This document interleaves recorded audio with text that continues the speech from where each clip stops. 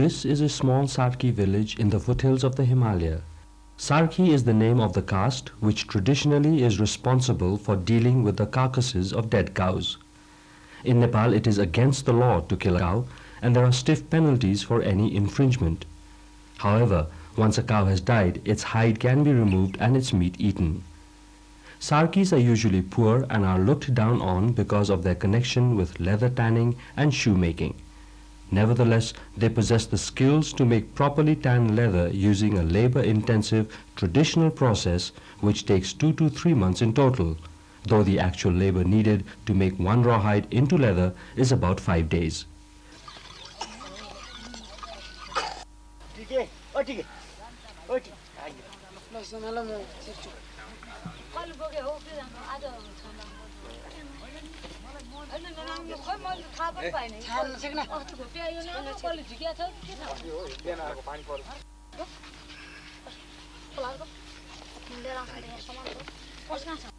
After the hide is removed, it is hung up on a wall or pegged out on the ground to dry.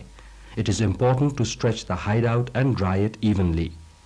If the hide is left crumpled up or placed in very hot sunlight with insufficient ventilation on the reverse side, it will not dry properly and rotting quickly sets in.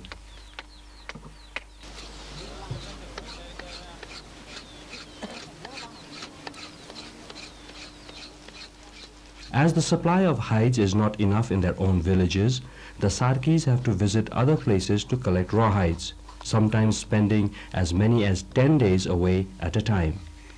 In winter, they may have to sleep outside in freezing temperatures because they are not allowed to enter the house of a person of a different caste.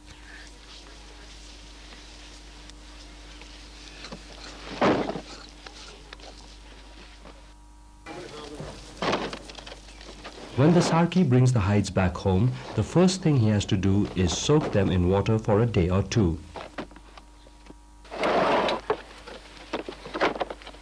Then he mixes up about 5 kilos of lime with water in his pit.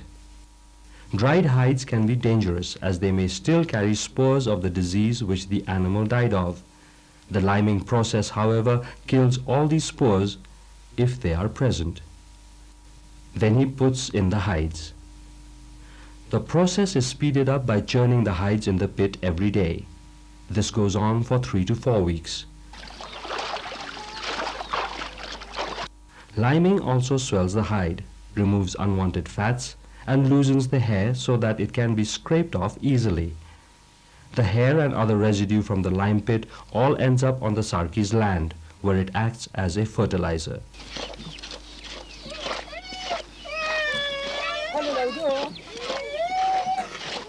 After liming, the Sarki soaks the hides for several days in a pool of water to remove the lime. Jackals and dogs like to come and eat the hides here, so he has to protect them with a branch.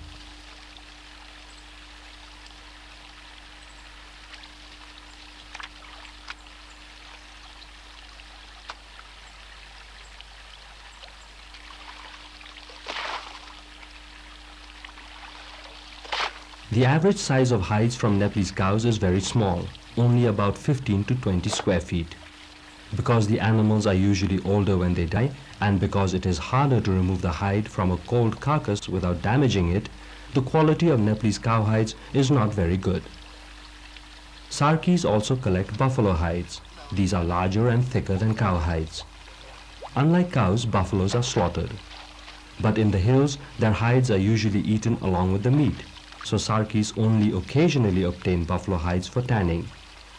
In the old days, the skins of other animals such as deer and rhino were also tanned. Dailek district in the west of Nepal was famous for its production of deerskin suede shoes, and rhino hides were used to make round shields for the army. Nowadays, however, the deer and the rhino are both protected.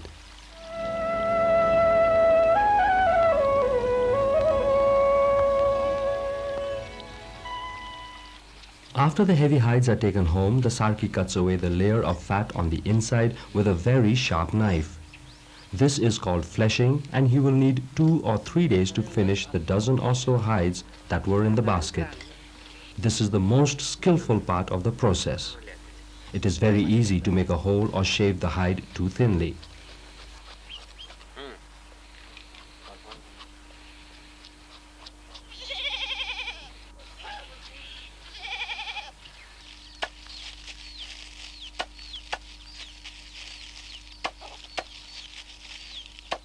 Meanwhile, the women have been collecting the branches of a special bush called Woodfordia fruticosa. The leaves and bark are very good for tanning leather. She chops the branches up with a kukri, the traditional Nepali knife. Then the leaves are pounded as finely as possible so that the tannin in them will dissolve easily in water.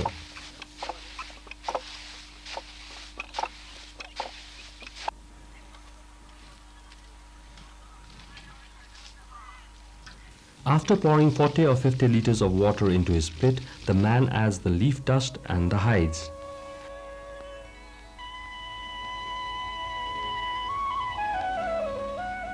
The tannin from the crushed leaves dissolves in the water and begins to penetrate the hides. As the tannin combines with the rawhide, a chemical change takes place which turns the hide into leather. Every day the pit has to be churned up to help the tannin to penetrate the hides. After a week or so, when the old tan solution is used up, the Sarki replaces it with a new one. This happens 3 or 4 times until the tan solution has fully penetrated the hide. It takes at least a month, and if the hide is very thick, it may take longer still. The Sarki can check the progress of tanning by cutting a small piece from a thick part of the hide. If tanning is complete, the cross section is a uniform brown color. If not, the center will be a different color, indicating that the tannin has not yet fully penetrated the hide substance. The stone-lined pits are not leak-proof, so may have to be topped up with water from time to time. In some places, large earthenware pots with wide necks are used for tanning. If they are left above ground and packed around with straw, the temperature inside the pot can get quite warm, which speeds up the tanning. Their disadvantage is that they can easily get broken.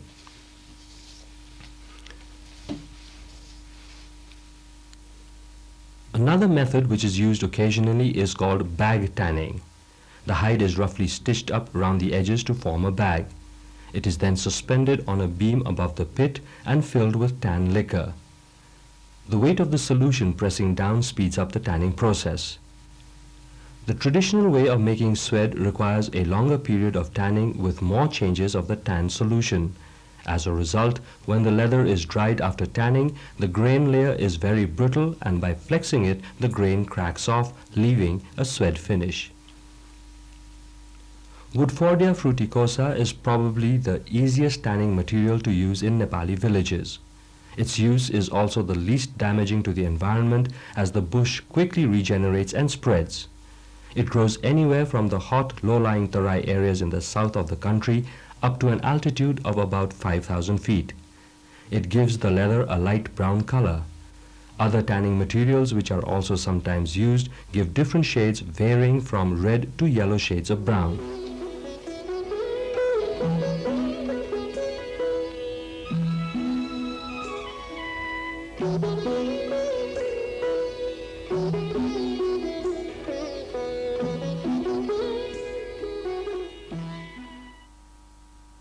Finally, when the leather is fully tanned, the sarki removes it for the last time and leaves it to dry. The drying is important as it helps to fix the tan more strongly in the leather.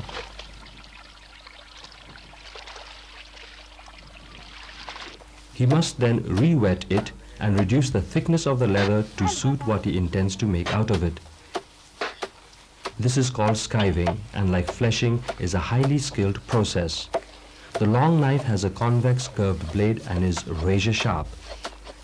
It was made by the local blacksmith.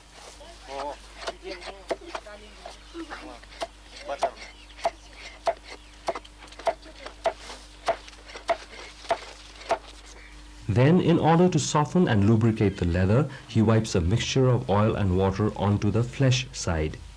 The best oil for this is raw mustard oil, but sometimes he uses oil from the seeds of other plants as well. Most of the smell associated with traditional leather comes from the natural oils and tanning materials used. Actually, very little smell comes from the leather itself. While the leather is still wet, he folds it up and tramples it with his feet on a straw mat.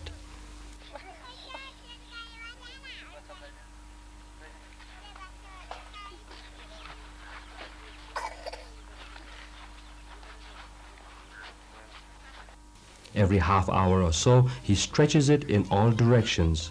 The aim is to stress and flex the leather, thereby stopping the fibers from sticking together, which would result in the hide feeling hard and board-like. It also accentuates the grain pattern, giving it an attractively pebbly finish.